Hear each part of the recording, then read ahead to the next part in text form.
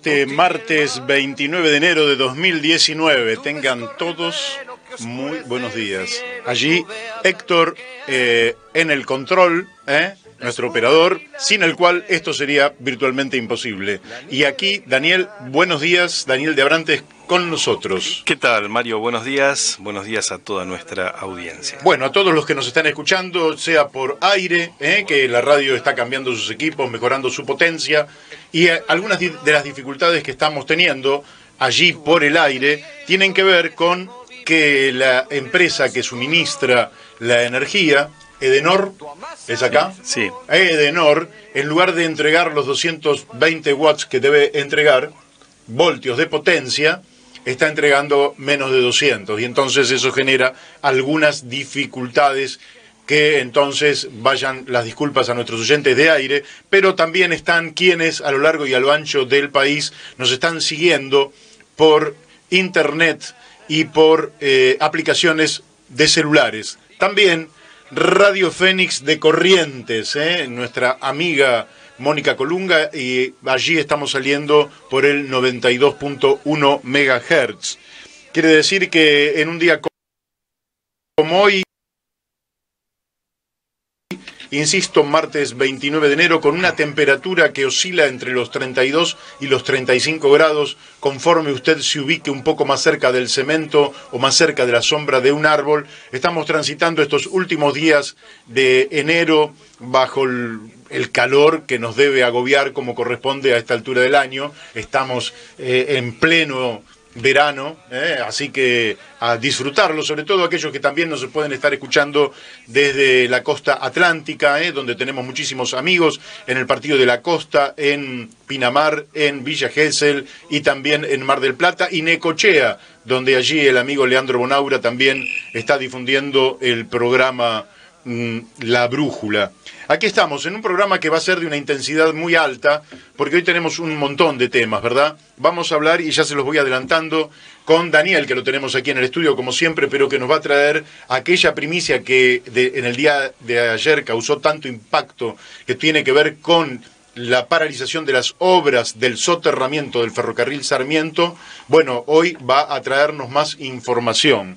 Después vamos a estar hablando con el doctor Luis Grossenbacher, del Hospital Italiano, un científico de primer nivel, de gran jerarquía en la Argentina, que el año pasado incursionaron en áreas de punta. Con él vamos a estar hablando, porque además Luis es un amigo, es un compañero, es socialista, pero estamos hablando básicamente de un científico, médico, de vanguardia y orgullo para toda la Argentina. El año pasado tuvo repercusión mediática virtualmente en todos los medios de difusión de la República Argentina, y hoy lo vamos a tener con nosotros.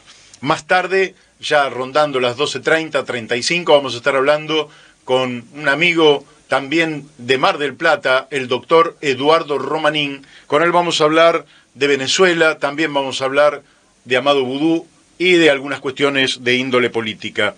Más tarde, ya pasadas las 13 horas, vamos a estar hablando con Martín Ayerbe, del Astillero Río Santiago, que ya tuvimos a otros amigos, a Martín, a Guillermo, aquí en el estudio, hablando sobre el astillero, pero ahora básicamente hablando de un proyecto de declaración para que se fue elevado de la Cámara de Diputados de la Provincia de Buenos Aires a la Cámara de Diputados Nacional, para que lo haga propio el gobierno nacional. En principio es un proyecto de declaración, pero nos va a hablar sobre las enormes ventajas que puede ser el transporte por agua y además el transporte multimodal, lo que haría a la baja de los costos en el transporte en la Argentina, una mayor eficiencia global del sistema económico argentino y la posibilidad de generar empleo en cantidad y calidad, es decir, empleo altamente calificado, muy bien remunerado. Finalmente,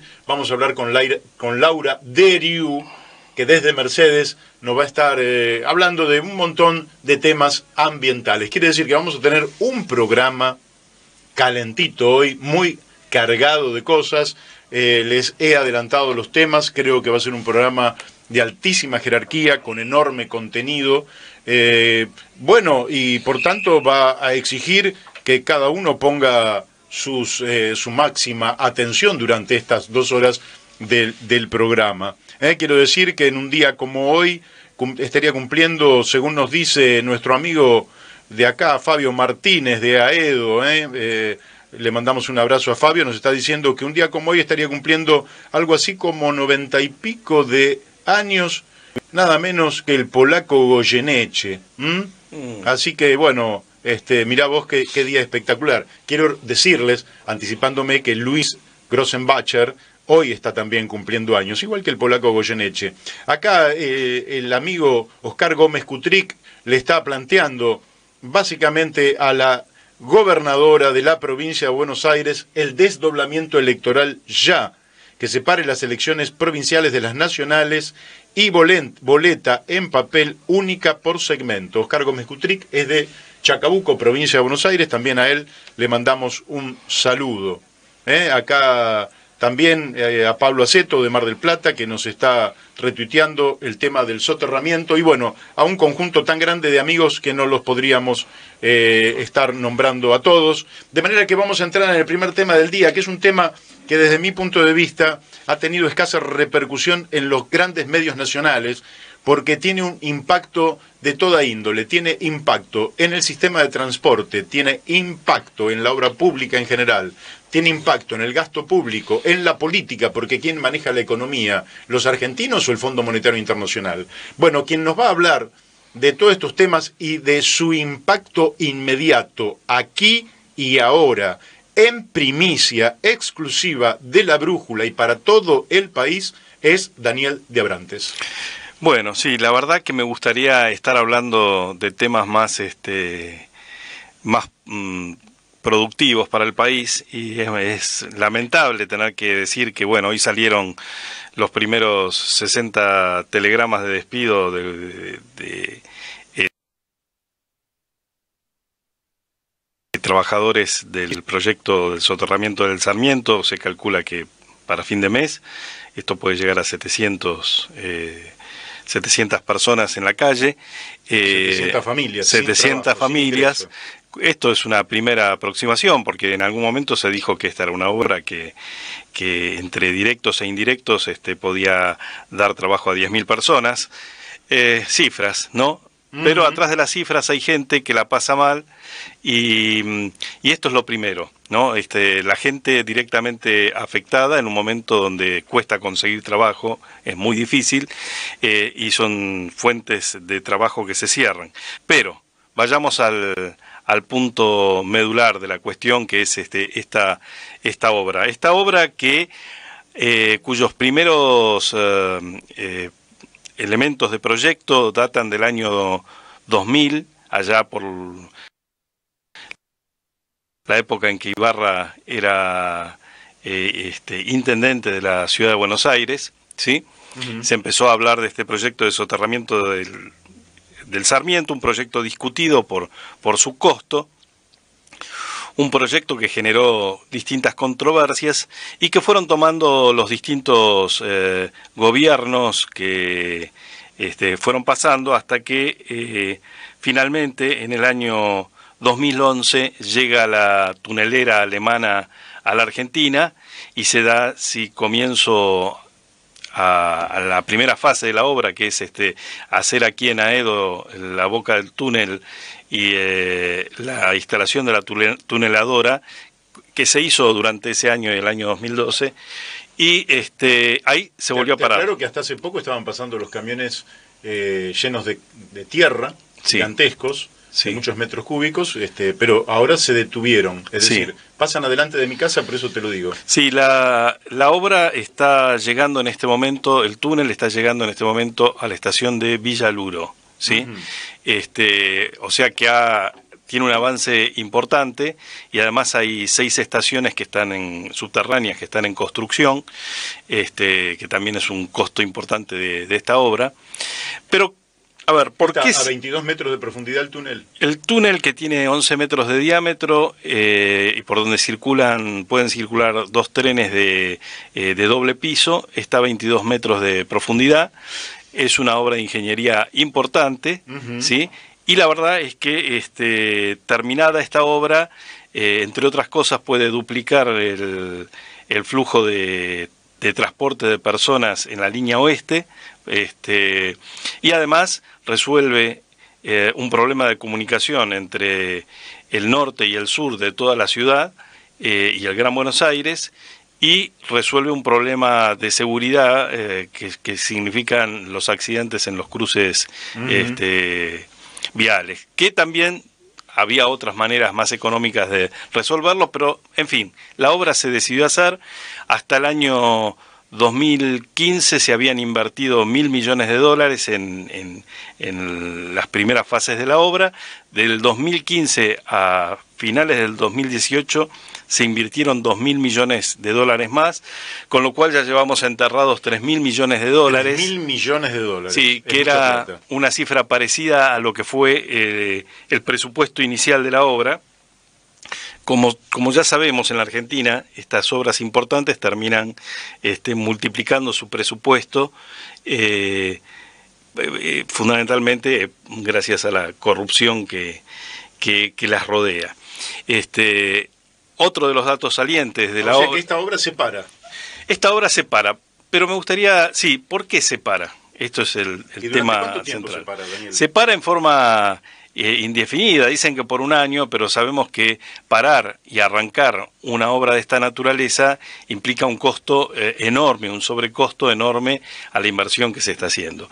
En principio se para no solo esta obra, sino que se paran todas las inversiones ferroviarias en Argentina durante el año 2019. Esto es una imposición del Fondo Monetario Internacional, que impuso en el acuerdo firmado con el gobierno la suspensión de todas las obras públicas financiadas desde el Tesoro Nacional. Es decir, lo que estás diciendo tiene una gravedad tal y un impacto tal sobre la economía, sobre los trabajadores, sobre esta recesión galopante que tenemos. Sí. El gobierno... acrecienta la recesión, es decir, menos actividad económica, sí, menos recaudación fiscal, y el bache... Es decir, el déficit fiscal va a ir incrementándose. Quiere decir que acá están hundiendo a la Argentina, no solo parando obras, sino hundiendo a la Argentina. Sí, se habló en octubre, más o menos por esa época, la posibilidad de que viniera un crédito de $1.000 millones para que el desembolso no tuviera que salir de las arcas del Tesoro Nacional. Pero obviamente ese crédito en las condiciones actuales, no solo de la economía argentina, sino en medio del escándalo de las coimas en torno a la empresa Odebrecht y a la empresa IEXA, de la familia Macri, por supuesto que acá los involucrados son de varios colores políticos, ¿no? Y lo que nos está mostrando es una postal de lo que es la corrupción en la Argentina. No es un problema ni de Cristina ni de Macri, es un problema que lamentablemente involucra una gran porción de la política argentina. Sí, claramente, pero digamos que la familia Macri está involucrada en la obra. La familia Macri fue socia de Odebrecht, y todos los actos de corrupción tiñen absolutamente todo. Sí, cuando digo no es... ¿Quién va a dar un préstamo a una obra sospechada, en principio, aunque tenemos la seguridad, pero sospechada de corrupción? Sí, es muy difícil. Hoy, algunas instituciones dentro de la Argentina siguen funcionando. La AFIP está detrás de un... De todas formas, permitime que te diga lo siguiente. Es decir, las colonias, como pretenden algunos que sea la Argentina, nos llevan a esta situación. Eso se podría financiar con recursos propios. No necesitamos dólares para la obra, salvo aquello que se tenga que importar. Para todo lo demás no necesitamos dólares. Lo podríamos financiar con moneda nacional. Sí, y más la etapa que está en ejecución, porque no nos olvidemos que la inversión en la tunelera ya está hecha, está en la Argentina desde hace 8 años, y bueno... parece que tenemos una comunicación desde Mar del Plata. No. Estamos hablando con el doctor Luis. ¿Cómo te va, Luis? Grossenbacher. Hola. ¿Lo dije bien? Hola, ¿qué tal, Mario? Buen día, ¿cómo están? Buen día, Luis, qué gusto hablar contigo. El gusto es mío, muchas gracias. Bueno, le vamos a decir a nuestros oyentes que en el año 2017 yo tuve el honor de compartir una lista de candidatos allí en la ciudad de Buenos Aires contigo, y bueno, para mí es un honor y es un gusto hoy poder presentar a Luis Grossenbacher, que es médico del Hospital Italiano, que trabajás en el servicio de endocrinología, metabolismo y medicina, ¿verdad? Correcto, sí. Y quiero decirte que también fue un honor para mí compartir contigo esa lista donde, bueno, llevamos un poco la bandera de quien fue un médico que aportó mucho no solo a la ciencia, sino también a lo social en este país, ¿no? Que fue Juan B. Justo. Así es. Y es cierto, sí, de que me desempeño en el Hospital Italiano como jefe del sector de diabetes del servicio de endocrinología. Y además, fuera del hospital, en una organización de pacientes como director médico que se llama LAPDI, la Liga Argentina de Protección al Diabético. Ajá. Luis, me gustaría empezar por recordar algo que tuvo una gran repercusión el año pasado, que fue ayer nomás el año pasado, que fue el tema del páncreas artificial y una operación que hicieron ustedes que los ubicó... ¿Hola? Hola, ¿me escuchás? Sí, se escucha muy bajito, sí.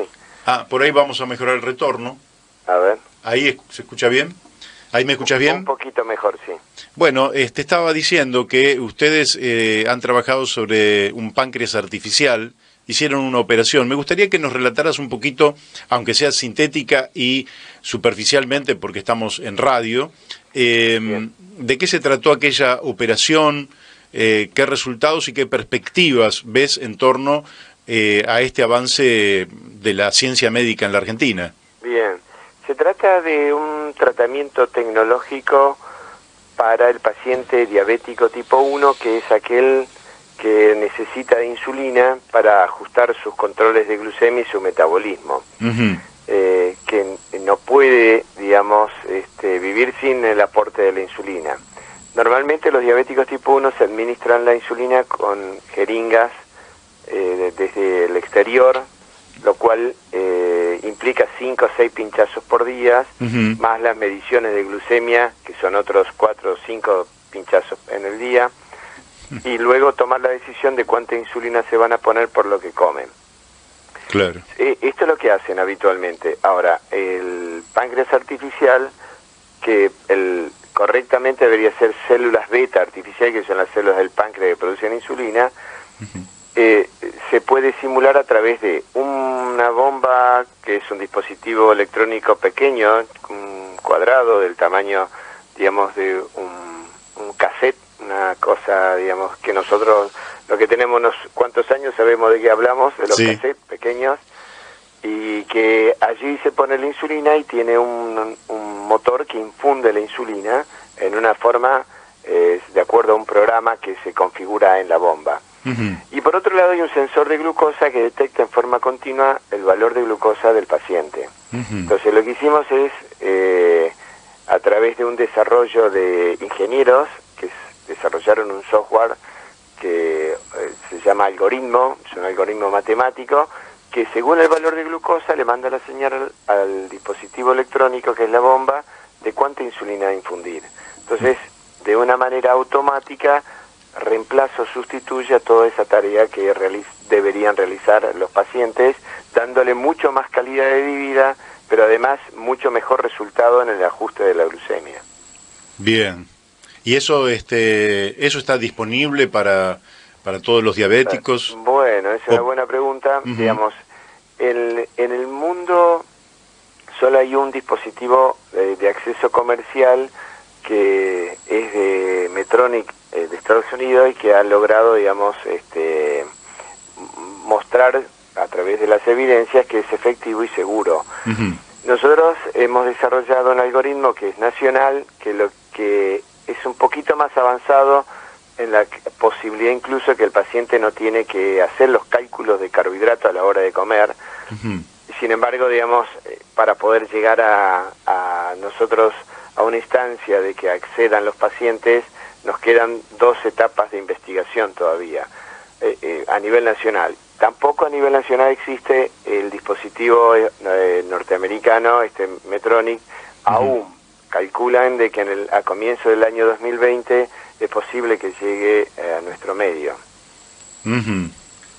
Bien, bueno, con esto, digamos, damos por cerrado eso, pero evidentemente te hemos convocado hoy porque te queremos hacer algunas preguntas que nos resultan que necesitábamos una persona que esté a la altura, digamos, del conocimiento científico, biológico, como para respondernos. Este domingo pasado, en el diario La Nación, salió una nota que se titula "El genio salió de la lámpara", y tiene que ver con un genetista chino que se llama He Xiankui, que sorprendió al mundo en Hong Kong por el nacimiento de los primeros bebés modificados genéticamente.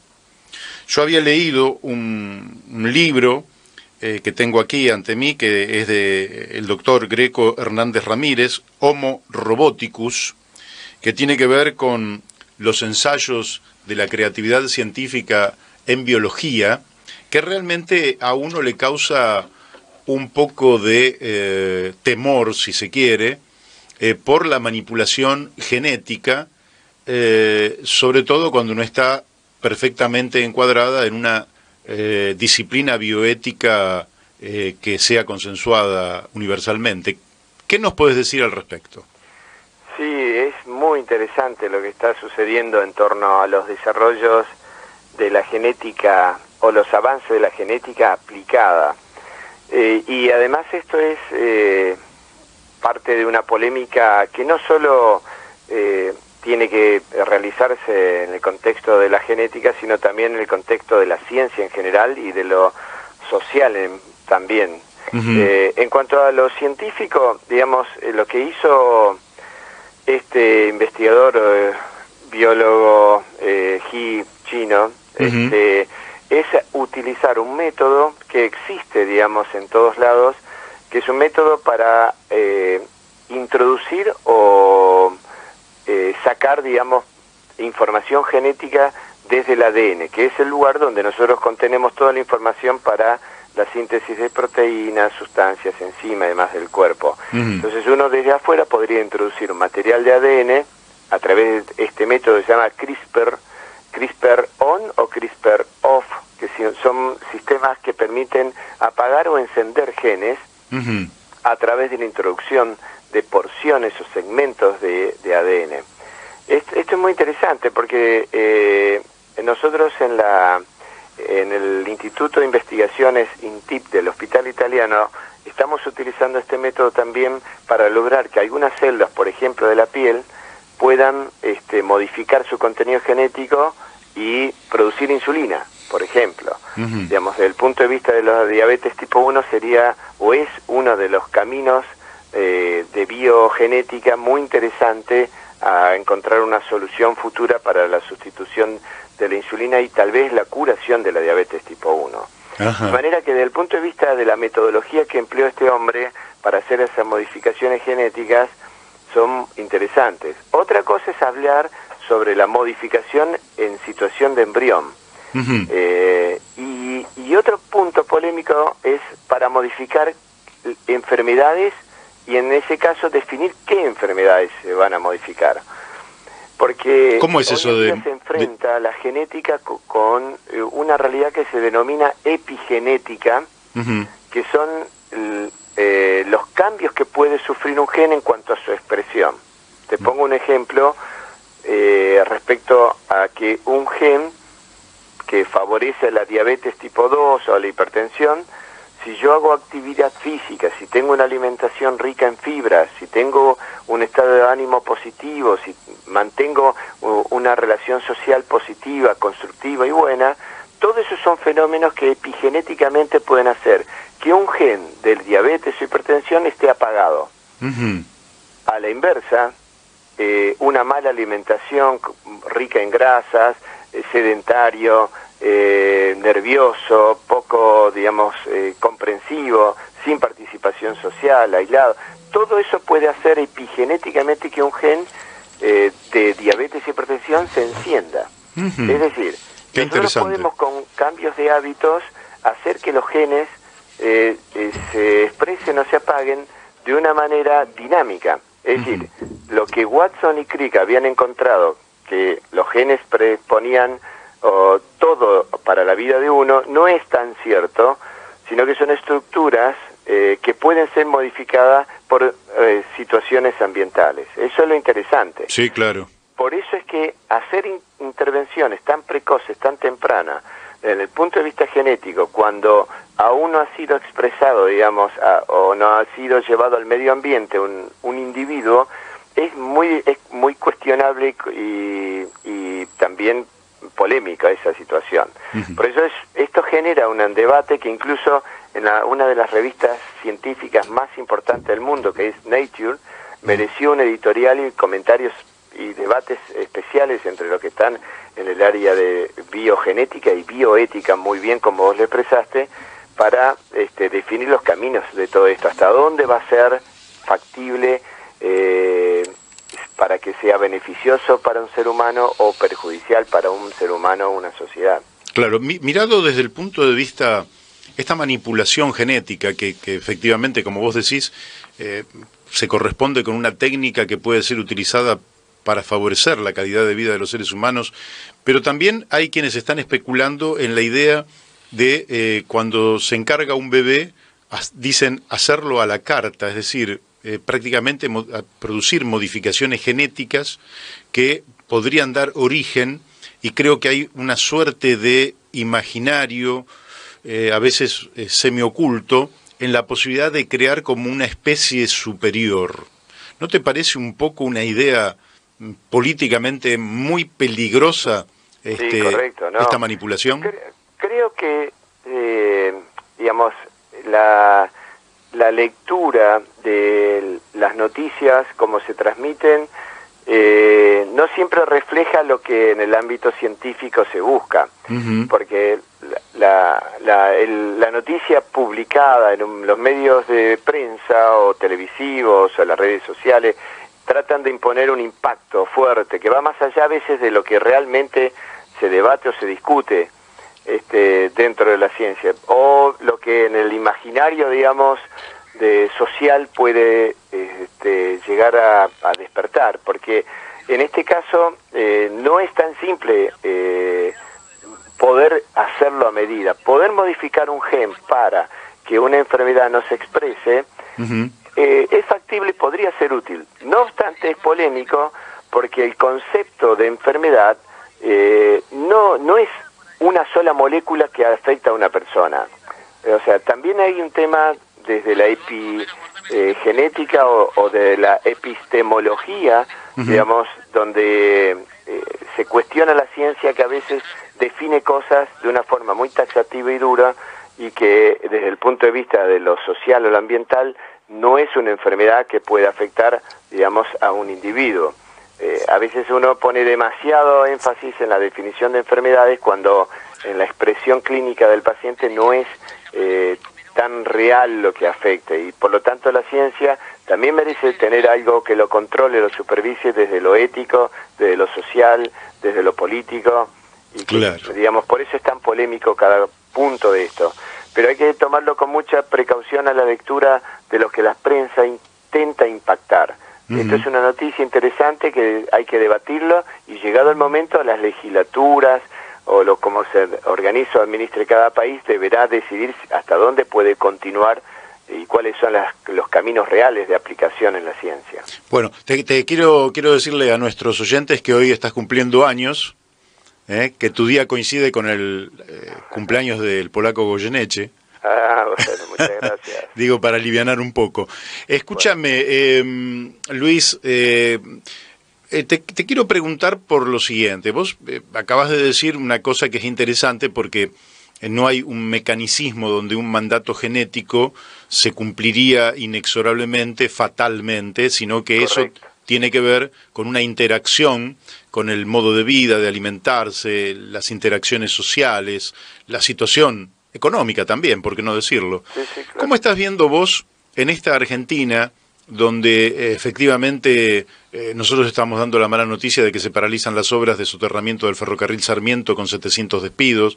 Nos enteramos que desde en el año 2019 cada día se cierra un comercio en el centro de Rosario. Imagínate que esto se debe estar reproduciendo virtualmente en todos los lugares. Este estrés que causa el perder el trabajo, la incertidumbre y su relación con el sistema de salud en la Argentina. ¿Cómo estás viendo vos que interactúa todo el medio, la crisis económica, la crisis social, los golpes psicológicos que esto representan, y un sistema de salud que no parece estar tampoco a la altura de darle contención a semejante problemática?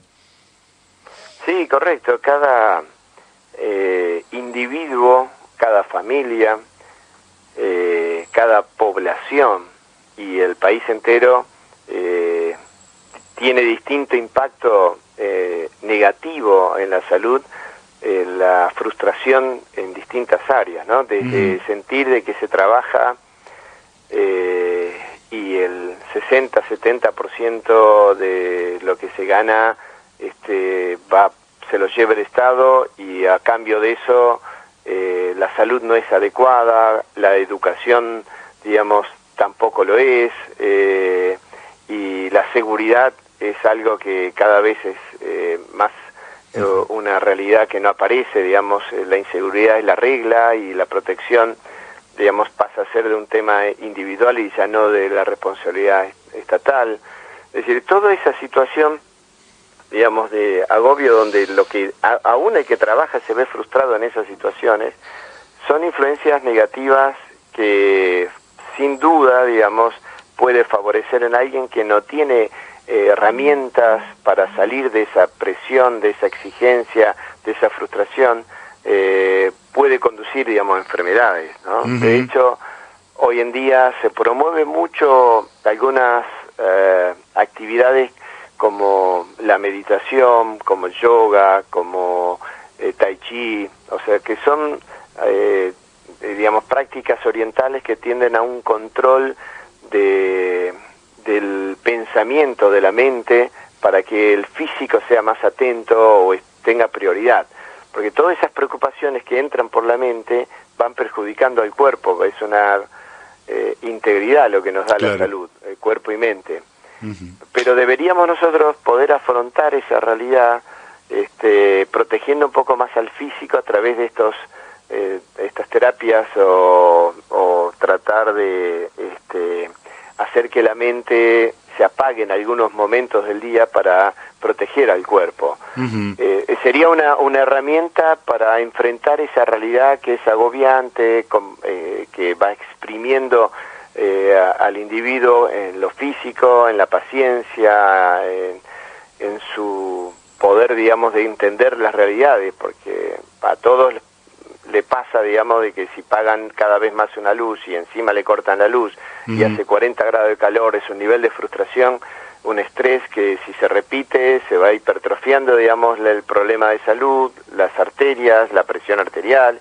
Entonces tenemos que tener herramientas ante esta realidad que es difícil y cambiarla va a costar muchos años, y sin duda, digamos, que los argentinos tenemos que empezar a pensar un poquito mejor a la hora de votar. Creo que la forma de votar es a través de los currículum de los políticos, pero que no los discursos, las redes con propagandas, con cosas, van, digamos, apagando la capacidad de pensar, y lo que hace pensar a un individuo es como cuando uno va a contratar a una persona a un trabajo, que es evaluar su currículum, a ver si los políticos tienen un currículum acorde a lo que proponen hacer, ¿no? Bueno, Luis, sabemos que desde ya te agradecemos infinitamente la amabilidad de haber estado con nosotros. Te vamos a molestar en otra oportunidad.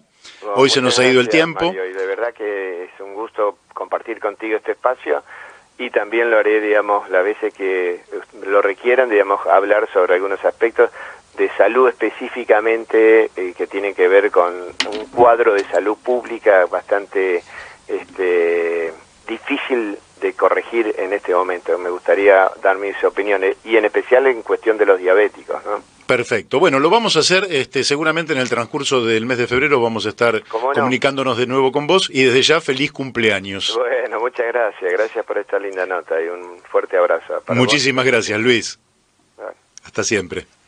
Bueno, hemos hablado con el doctor Luis Grossenbacher, una eminencia científica de la medicina argentina, y un honor poder conocerlo, sentirme amigo de él. Y bueno, tenerlo aquí, que lógicamente lo vamos a volver a tener en otros momentos. Vamos a ver si acá el amigo... Perdón, no, quería hacer un señalamiento muy importante en estas épocas de crisis donde vivimos acosados por las tensiones, esto que señalaba el doctor, ¿no? La posibilidad de buscar caminos para bajar y para que esta tensión nos enferme lo menos posible, ¿no? Así es. Bueno, ahí estamos esperando una nueva comunicación porque queríamos hablar con Eduardo Romanín, hombre que estuvo exiliado en Venezuela durante la etapa negra de nuestra historia, durante la dictadura militar, que por tanto, por haber convivido, conoce mejor, con más profundidad, que la política de aquel país, qué es lo que pasa con la mentalidad de ese pueblo, qué es lo que está pasando, que nos dé por lo menos una mirada particular sobre aquello. Y además queríamos hablar también sobre política nacional. Vamos a ver si tenemos la posibilidad de contactarnos con él, si nos vuelve a llamar, y si no lo vamos a llamar nosotros. A ver. Hola, Eduardo. Hola, ¿qué tal, Mario? Qué gusto charlar contigo. Escúchame. ¿Qué haces, Eduardo? Bajo, no tengo muy buen retorno, así que... Bueno, espero que el retorno... Más fuerza. Espero que el retorno lo mejore ahora mismo, Héctor. ¿Ahí me escuchás mejor? Sí, ahí te escucho mejor, sí. Bueno, perfecto. Bueno. Aquí te saluda también Daniel. ¿Qué tal, Eduardo? ¿Cómo estás? Bueno, un abrazo a Daniel, que hace mucho no lo veo, sí. Bueno, Eduardo, sí. Nosotros ya hemos dicho que vos has vivido muchos años en Venezuela. Nos gustaría que nos des, en primer lugar, un pantallazo sobre lo que vos estás viendo que está ocurriendo allí en Venezuela, donde realmente hay una situación muy compleja. Bueno, primero de todo, quiero agradecer públicamente a los venezolanos. Es un pueblo maravilloso, con nosotros se portaron 10 puntos, recibieron a miles y miles de exilados en la época de la dictadura, entre los cuales por supuesto me incluí, y que nada más que agradecimientos tengo a ese pueblo, y que espero que ahora que es un momento difícil para ellos, en la Argentina tengan el mismo trato, la misma amplitud, la misma posibilidad que nos dieron a nosotros. O sea, que eso lo quiero dejar bien claro. Bien claro, porque me parece que es una obligación de todos los argentinos reconocerles al pueblo venezolano la gratitud, la amplitud que tuvieron, y en un momento muy difícil para nosotros y para el país, brindarle una mano. Ellos trabajaron mucho más en el gobierno de Carlos Andrés Pérez por el retorno a la democracia de Argentina que muchos otros que en ese momento se autoadjudicaban líderes de Latinoamérica y que en el Granma decían las dictaduras de Chile, de Paraguay, de Uruguay y otras, y no citaban la Argentina como una dictadura militar. Cosa que el gobierno de Carlos Andrés Pérez reconoció, imputó y denunció como lo que eran unos verdaderos dictadores, aquellos que durante mucho tiempo rigieron los destinos de la Argentina. A la inversa de otros que, ya te digo, tuvieron la actitud especulativa y decir, de ningunearnos, a pesar de que se reivindicaban como verdaderos revolucionarios o como auténticos revolucionarios. Esto es un reconocimiento que creo que se merecen los venezolanos, y en general me parece que los argentinos que tuvimos la suerte, desgracia de caer ahí, tenemos que hacer después de tanto tiempo un reconocimiento público.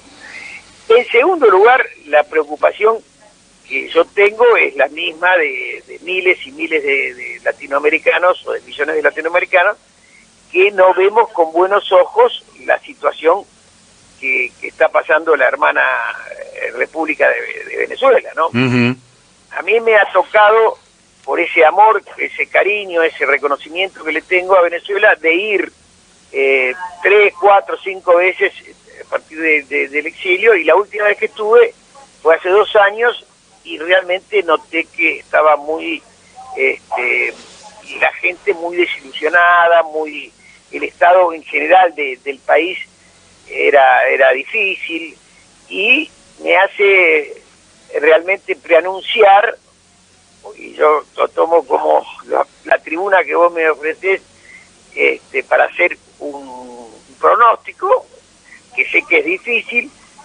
En Venezuela va a venir el sol más pronto que lo que muchos creen, porque Venezuela es un país formado por un montón de personas que no tienen esa adicción al orden malentendido, ni que aceptan que una bota les pise la cabeza.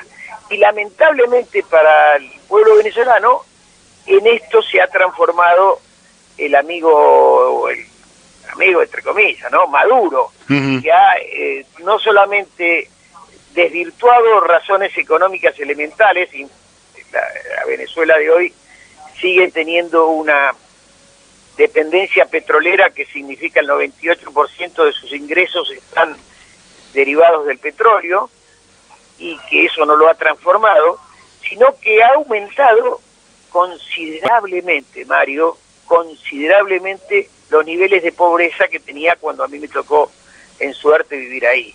Uh-huh. En la época que yo vivía ahí, el 50%, el 60% de los venezolanos eran de clase media. Y hoy esas cifras lamentablemente no se pueden exhibir. Eduardo. La mayoría de los venezolanos, así como cerca de un 80% está en contra de esta política de Maduro y demás, la mayoría de los venezolanos tiene problemas de subsistencia, lo cual en un país tan rico como Venezuela a uno le hace dudar de la organización social que tienen y de la aptitud que han tenido los tipos, los gobernantes, en este caso Maduro, para enderezar ese barco. Me da la sensación de que al contrario, el barco se les ha ido para cualquier lado, y que esto lo que hay es un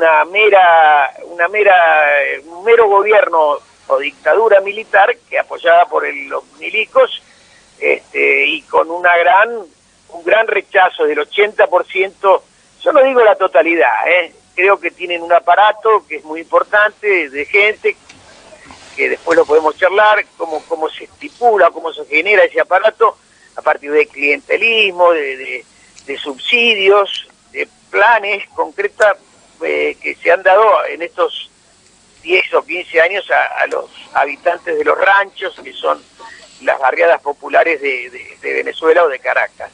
Eso le ha generado una adhesión, pero también es cierto que la política económica en general, la inflación tremenda que sufren, los salarios pobrísimos que pagan y demás, sí, ha generado una situación que el 80% de los venezolanos no está conforme con el plan económico. Y la prueba de esto es que nunca en la historia de Venezuela, conociendo la historia, ha tenido un éxodo de inmigrantes tan fuerte como el que tiene ahora.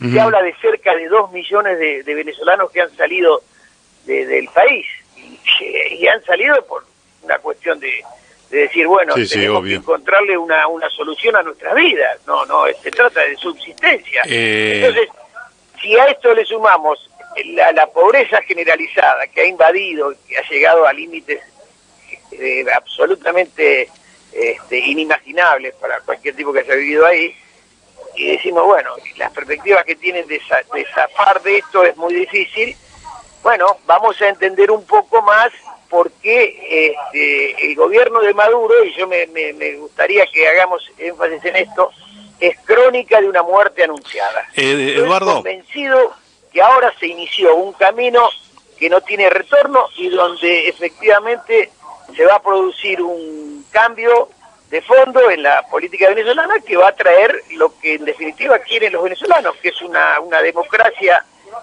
con las limitaciones que tiene la democracia, pero dentro de un camino que les va a permitir retornar o retomar aquellos momentos le estoy saludando a un amigo venezolano que está acá, casualmente, mira, hablando de...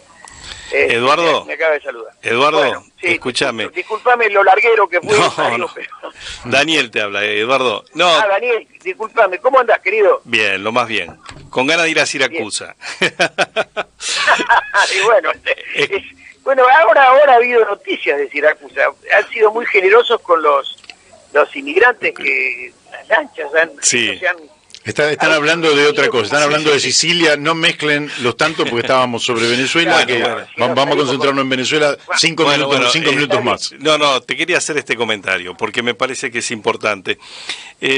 Nosotros hemos visto con mucha simpatía el proceso y el liderazgo de Chávez durante muchos años en Venezuela. Claro, sabemos que significó un cambio importante y además significó un aporte para la región significativo. Ahora, en el año 2015, cuando Maduro pierde la primera elección legislativa, ¿sí? Y se produce el desconocimiento de la Asamblea Legislativa, empieza, el proceso toma un camino distinto, porque Chávez fue un presidente que ganó todas sus elecciones, y cuando perdió alguna, creo que perdió una sola, ¿sí? Respetó ese resultado. Y es cierto lo que, no podemos pensar en construir una sociedad mejor por encima de la democracia. La democracia tiene que ser el parámetro central de construcción de una sociedad moderna. Es la base para poder aspirar a una sociedad mejor, tenés que partir de una base democrática. Ahora, pero es cierto lo que decís vos, Daniel, es válido. Chávez era diferente. Sí. Chávez tenía otro contexto, surge Chávez, y a mí me tocó vivir esa etapa, por la corrupción tremenda que había en los partidos tradicionales y por la ineptitud de los partidos tradicionales que realmente no representaban los intereses de las mayorías democráticas y populares de Venezuela. ¿Sabés que tengo la sensación? No puedo dejar de reconocer eso, Me ha tocado decirlo porque un amigo mío, muy amigo, padrino de uno de mis hijos, de Robbie, era un senador venezolano del MEP, Movimiento Electoral del Pueblo. Una especie de socialismo liberal, ¿viste? Una cosa que valía la pena acompañar.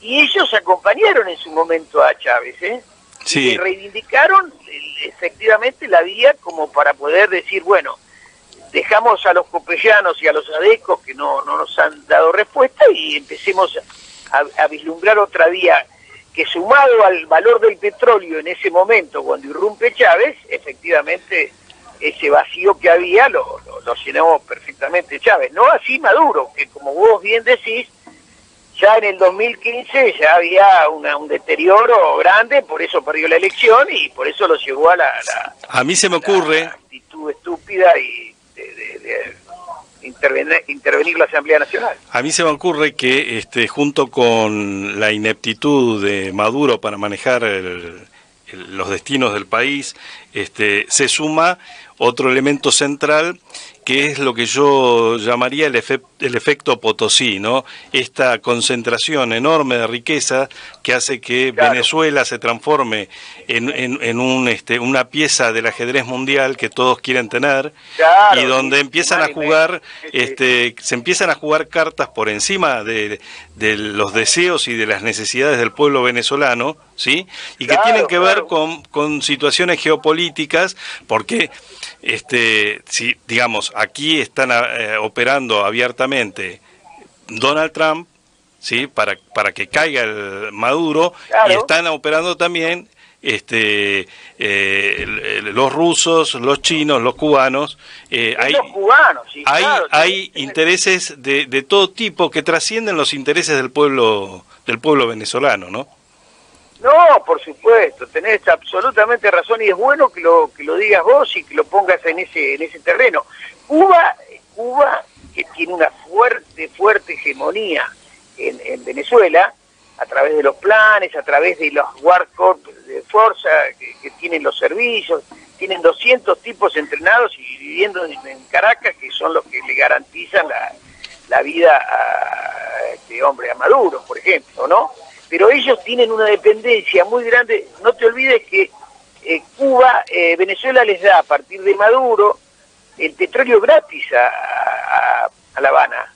Entonces, evidentemente, el terreno de la pureza ideológica acá no corre. Acá corre también que, lamentablemente para los venezolanos, ese territorio, ese pueblo se ha convertido en una puja entre sectores hegemónicos absolutamente antihistóricos, como puede ser Trump y la injerencia yanqui en América Latina, que obviamente todos la reconocemos y criticamos, con otra vertiente como es Putin y los chinos, que necesitan hacer base y que a donde Maduro se ha acostado y se ha buscado un salvavidas, ¿no? Y esto lamentablemente los pone a los venezolanos en una situación absolutamente gris y difícil. Yo no soy soy optimista en cuanto a que pronto, más temprano que tarde, va a salir el sol en Venezuela y Maduro se va a ir. Escúchame, Eduardo. No descarto que cueste mucho trabajo y posibilidad de una guerra civil y todas esas cosas que están ahí vivas, ¿no? Sí, sí. Amigos que yo tengo allá, que están viviendo allá, me escriben y me dicen eso, ¿no? No es buena la situación. No, evidentemente nosotros propiciamos una salida pacífica, democrática, claro. Y latinoamericana, es decir, sin intervención, por supuesto. Sin intervención de los Estados Unidos, que evidentemente tienen porque acá el problema que yo te digo para que vos lo comentes, el problema que yo veo es más grave. A ver. Acepto lo que vos decís respecto de Maduro, sí, sin dejar de observar que Maduro gana las elecciones de mayo del año pasado, y que si esas elecciones son oscuras, si vos querés, en gran medida es porque los sectores de oposición no son mejores que los sectores del oficialismo. Y tanto no son mejores que el problema que tuvieron en torno a la elección de mayo del año pasado es que no se pudieron poner de acuerdo en llevar una candidatura unificada y por tanto generar una acción competitiva. Sí, generar una alternativa con peso. Tan mamarrachos son, que Guaidó, que no lo conocía nadie hace un mes atrás, se autoerige presidente de la República, lógico. Y ni siquiera lleva un escribano con un cuaderno Gloria para que ponga en el cuaderno Gloria que este hombre es el nuevo presidente. Es decir, son un verdadero mamarracho. Bien a los venezolanos, son antiparabólicos, Mario, hay que conocerlos, y ellos este camino lo toman. Y ahora la pregunta sería, partiendo de la base que lo que vos decís es cierto, ¿por qué si este hombre gana las elecciones y ganó con tanta facilidad como aparentan las cifras, ahora se acepta y dice, bueno, llegamos a una elección democrática, monitoreada por fuerzas, por las Naciones Unidas, por notables, en fin, hagamos una elección democrática, limpia, y de acuerdo al resultado asumamos o no lo que nos digan las urnas. Entonces, claramente lo que vos... Esa es la salida, y lo Eduardo, que daría la perpetuación en el poder es nefasta, y por eso nosotros además, como aprendimos de Sánchez Viamonte, además de democráticos somos republicanos. Entonces, nadie se puede perpetuar en el poder. Hay que respetar, la división de poderes, hay que respetar la prensa, hay que respetar la crítica, hay que respetar a los opositores. Sobre todo, mirá las cifras que te voy a decir. Sobre todo lo que me dicen los amigos que están allá viviendo y luchando, que hay un 80 o un 85% de opinión pública que está en contra de Maduro. No se trata simplemente de un grupo, de un cenáculo, que los gringos, los yanquis estimulan, por supuesto, eso ya sabemos como históricamente han hecho. Ahora, fíjate vos que si el país tiene un 80% de gente que repudia esta política de Maduro, y yo lo viví, cuando estuve ahora hace 2 años, la gente no lo quería.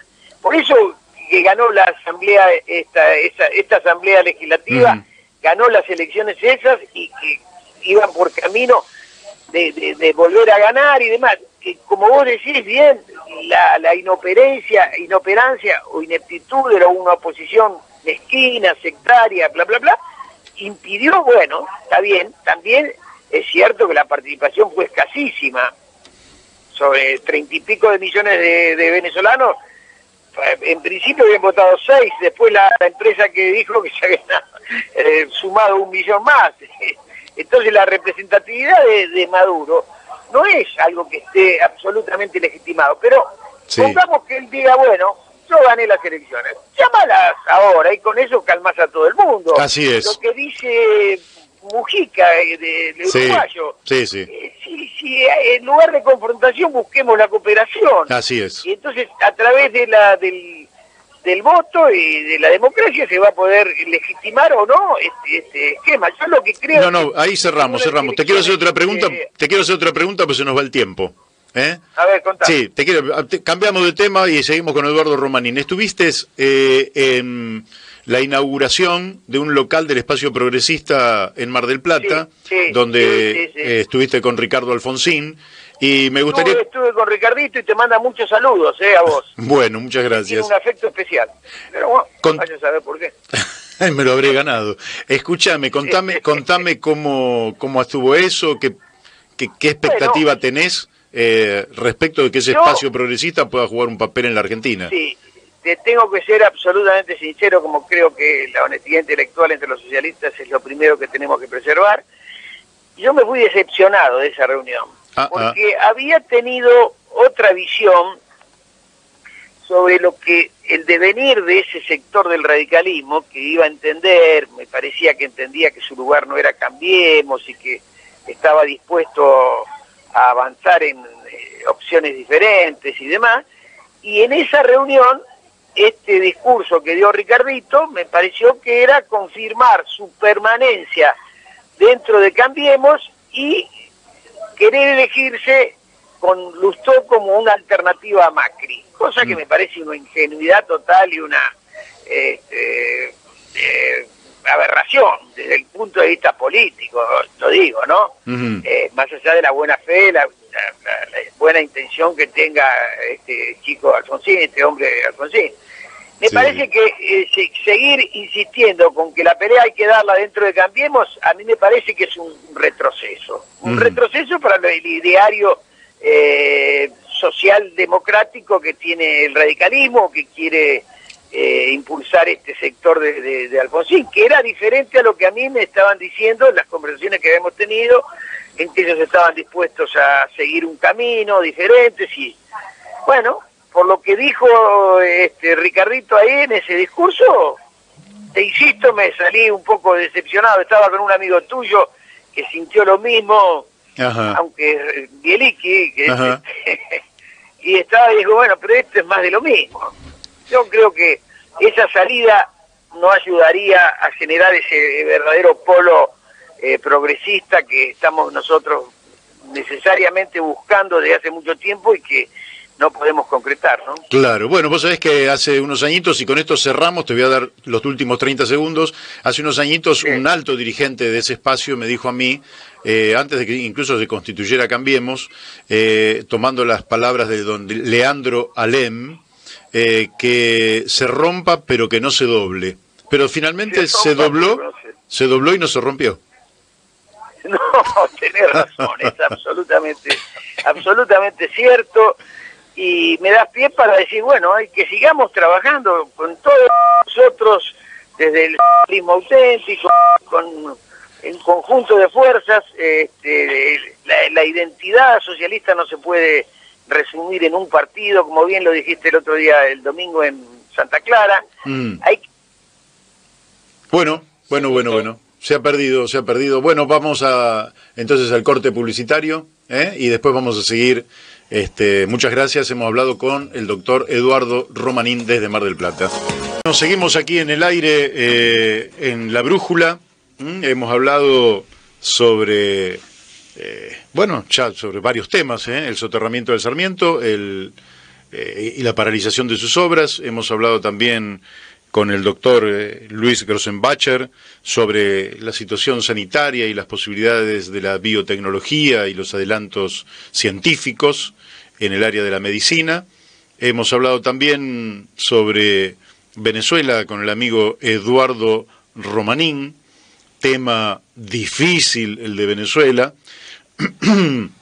porque, bueno, anoche escuchaba también en un programa de La Nación Más, que decían lo que se organizó para enero, se organizó con mucho tiempo, así que no es una crisis espontánea, y detrás de esa crisis, lógicamente, están los Estados Unidos.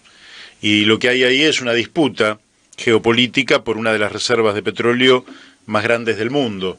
Y lógicamente que los contextos son significativos y por eso hacen a la complejidad. Yo digo, ojo con tomar las cosas con liviandad. Por ejemplo, Arabia Saudita es una monarquía absolutista, totalmente ajena a la democracia. Más de 150 ejecuciones el año pasado sin proceso. Sin proceso, es decir, que eso sí es una dictadura salvaje, sin que medie incluso elecciones truchas, digamos. Pero como es funcional a los intereses de los Estados Unidos, entonces nadie dice nada. Es decir, hay que tener mucho cuidado, por eso la solución que nosotros propiciamos para Venezuela es una solución pacífica, dialogada, democrática y latinoamericana. Es decir, que intervengan las fuerzas latinoamericanas. El Pepe Mujica se expresó ayer, creo que lo hizo muy bien, y creo que efectivamente, más allá de todas las consideraciones políticas, geopolíticas, institucionales, sociales y económicas, una nueva elección que legitime a un nuevo gobierno, que busque la unidad de los venezolanos para que esa unidad sirva a la unidad latinoamericana, es lo más razonable en esta etapa, y no las soluciones manu militari, las soluciones de naturaleza violenta, que en general la sangre la ponen los pueblos, la sangre la ponen los jóvenes, y los beneficios finalmente son para algunas minorías corporativas. Hay que observar también la posición de México, que también es uno de los países latinoamericanos que está ofreciéndose como mediador en esta situación de conflicto, y me parece que entre Uruguay y México, la voz del Papa, bueno, se puede armar un puente para ver si porque vamos a ser claros. Andrés Manuel López Obrador es un ejemplo de gobierno democrático, republicano, honesto, valiente. Es un ejemplo extraordinario. Es, digamos, irreprochable. No hay nada para reprocharle. Pero ojo que si los Estados Unidos logran voltear a Maduro así fácilmente, y después van a ir por Andrés Manuel López Obrador, al cual le van a inventar cualquier cosa. Tampoco seamos ingenuos. O sea, aquí están operando intereses geopolíticos, porque además no olvidemos que se transforma en enemigo de los Estados Unidos todo aquel gobierno que, teniendo petróleo en su territorio, intenta comercializarlo por fuera del dólar. ¿Escucharon eso? Es decir, todo aquel gobierno, por ejemplo Saddam Hussein, no valoro lo de Saddam Hussein, que lógicamente es un gobierno con el cual nosotros no tendríamos absolutamente nada que ver, pero de pronto era aliado de los Estados Unidos cuando Estados Unidos confrontaba con Irán. Terminada la guerra entre Irak e Irán, Estados Unidos se encuentra con una pretensión de Irak de manejar una parte importante del petróleo de Medio Oriente. Ahí le inventaron armas de destrucción masiva e invadieron ese país con una millonada de muertos, y armas de destrucción masiva que no existían. Así que hay que tener muchísimo cuidado respecto de estas cosas. Bueno, creo que podemos estar ya con un nuevo reportaje en el día de hoy. Hola, buenas tardes, Martín. Hola, Mario, ¿cómo te va? Muy bien, estamos en contacto con Martín Ayerbe. Martín, es un gusto estar charlando contigo, y te molestábamos en el día de hoy con motivo de un proyecto de declaración de la Cámara de Diputados de la provincia de Buenos Aires para que los diputados nacionales hagan tratamiento legislativo del Fondo para el Desarrollo de la Industria Naval Nacional.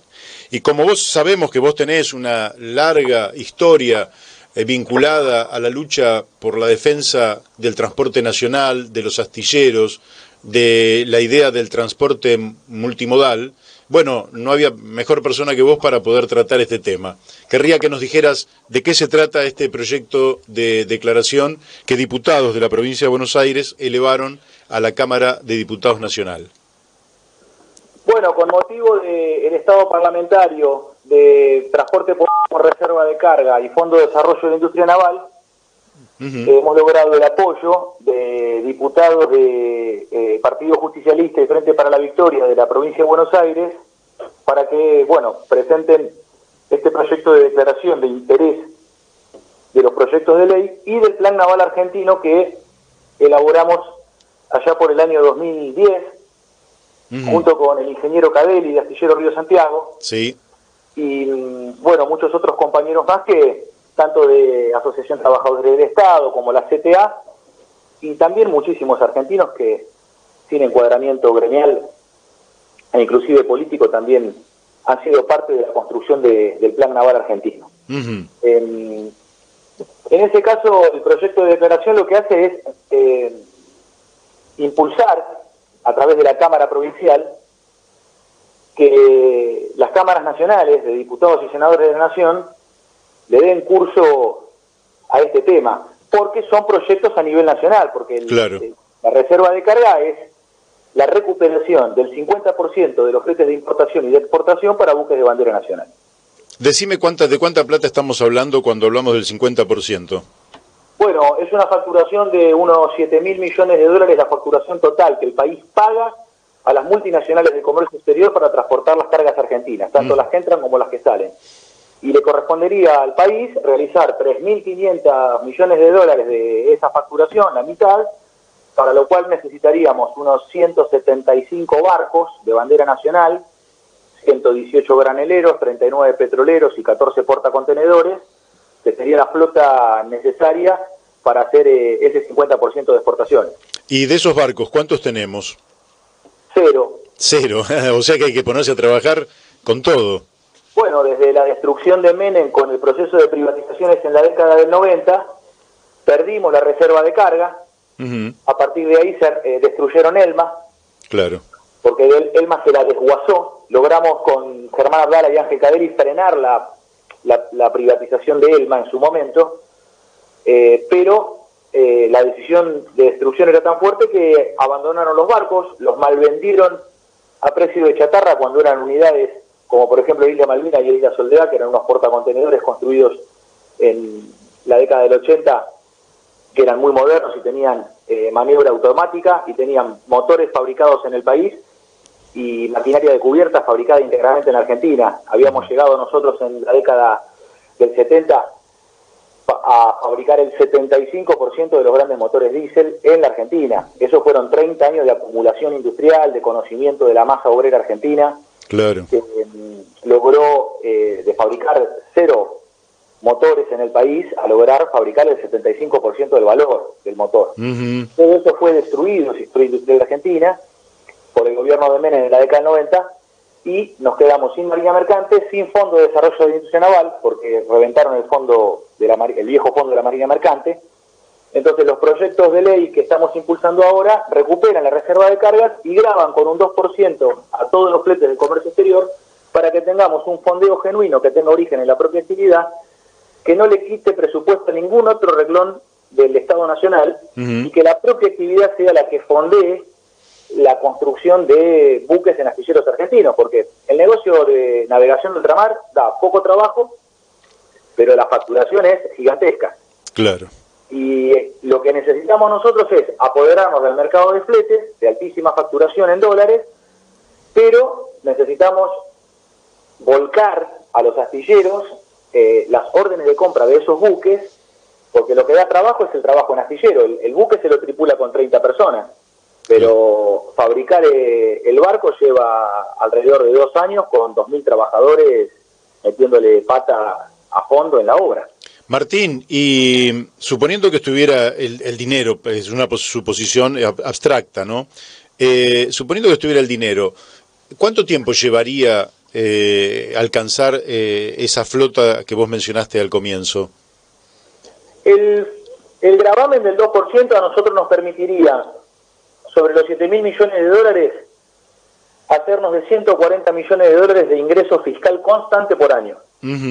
Eso nosotros lo estaríamos destinando en su totalidad al subsidio naval. Esto es importante saberlo porque es un tema tan oculto, el de la navegación de ultramar, pero es un tema que no es para nada nuevo, tiene 500 años de existencia. Claro, sí, sí. Entonces, son eslabones silenciosos del imperialismo donde no se hacen ver, se mantienen ocultas las navieras internacionales, porque además de facturar muchísimo, tienen un enorme poder que es manejar la logística internacional. Todas las cargas y todo el comercio internacional viaja por buque.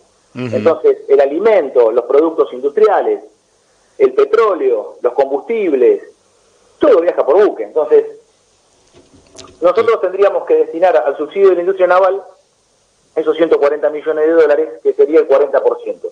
Porque Estados Unidos y Europa subsidian a su industria naval con un 30%, y los más eficientes del mundo, que son Corea del Sur y Japón, lo hacen con un 20%. Pero la diferencia entre Japón, que es el más eficiente, y Argentina, es de apenas un 20% sobre el valor final del buque. Pero para que nosotros podamos equiparar a los armadores en un buque que tenga el mismo valor comprado en la Argentina, en Europa o en Japón, tenemos que subsidiarlo con un 40%. Entonces volcaríamos el ingreso fiscal de 140 millones de dólares al subsidio.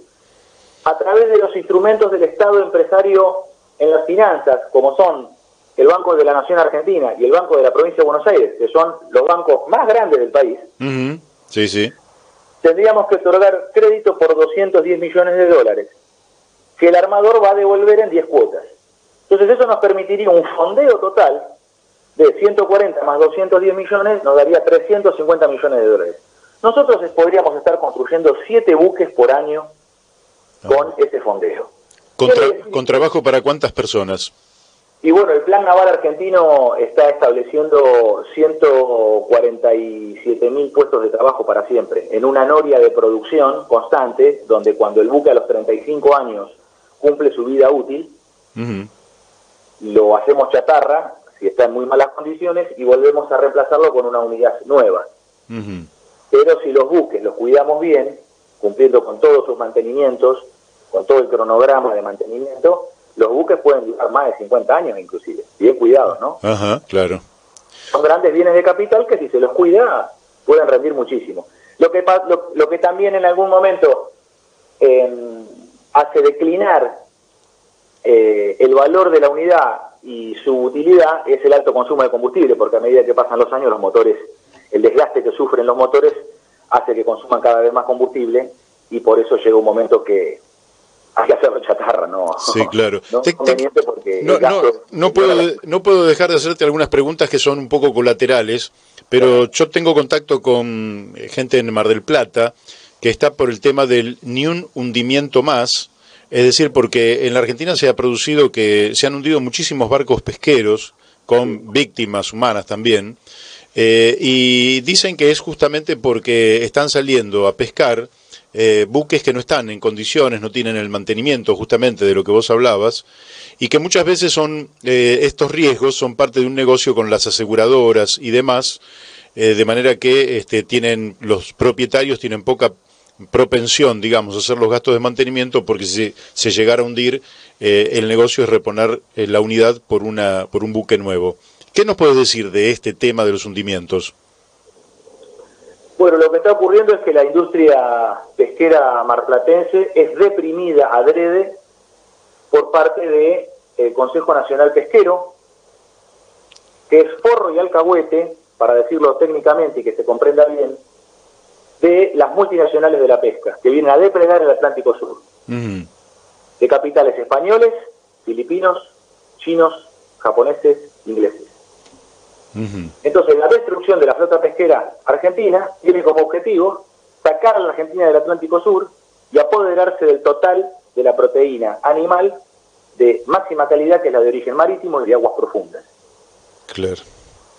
Eso hace que estén saliendo las embarcaciones argentinas, que algunas tienen más de 70 años de existencia, que fueron construidas en los primeros 2 gobiernos de Juan Perón.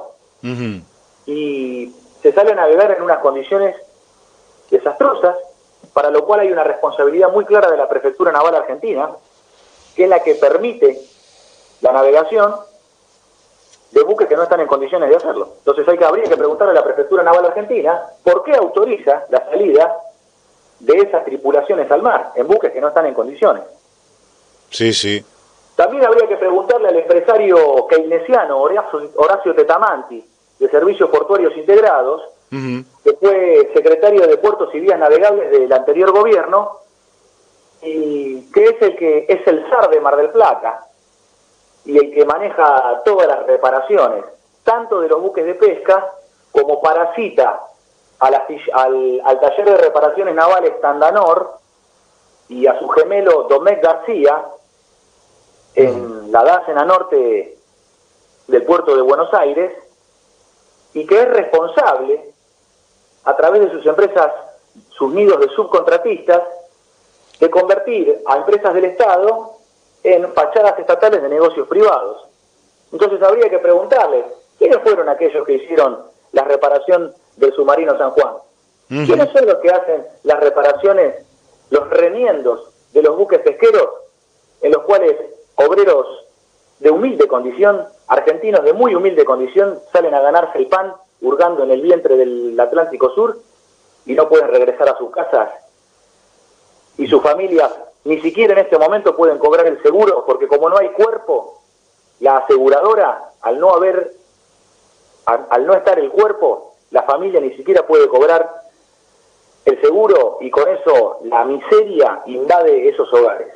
Es de una violencia lo que está ocurriendo terrible. Sí, sí. Y para eso, tanto la Prefectura Naval Argentina como la Armada Argentina y como la conducción en jefe de las Fuerzas Armadas se comporta frente a los familiares de los 44 submarinistas y frente a los familiares de los buques pesqueros hundidos del mismo modo que lo hizo la Armada Argentina en la dictadura militar del terrorismo de Estado, porque los considera desaparecidos y manipula a los familiares haciendo inteligencia militar.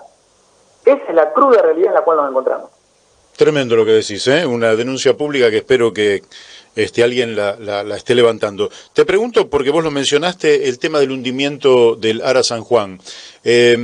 ¿Vos lo atribuís a fallas en el mantenimiento o tenés alguna otra hipótesis?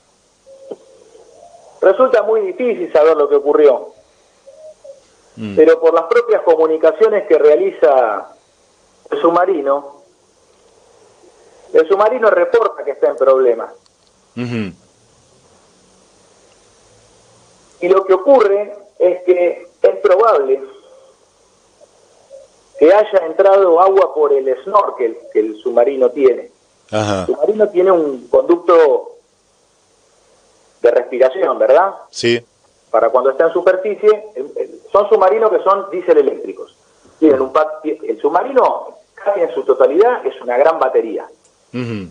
Tienen una serie de packs de baterías, que es la reparación que se hizo, el cambio de las baterías. Entonces, cuando está en inmersión, el submarino funciona de manera eléctrica. Claro. Se mueve a través de motores eléctricos. Cuando está a superficie, sale a tomar aire, prende los motogeneradores diésel, porque necesita estar en superficie para poder absorber aire, porque el aire es necesario para el proceso de combustión del diésel. Quema combustible diésel y tiene de carburante el oxígeno del aire. Con eso recarga las baterías. Manifestó la tripulación de que había una falla en el snorkel y aparentemente había una filtración de agua.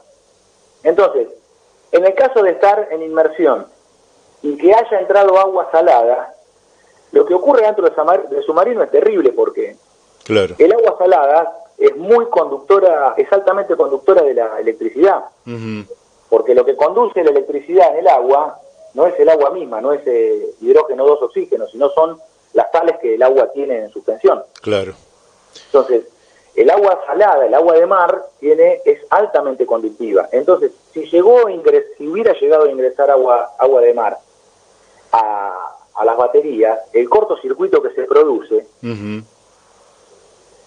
es muy fuerte, y la explosión adentro de una unidad sellada y presurizada como es el submarino es muy violenta. Probablemente no les haya dado tiempo a abrir el robinete de emersión.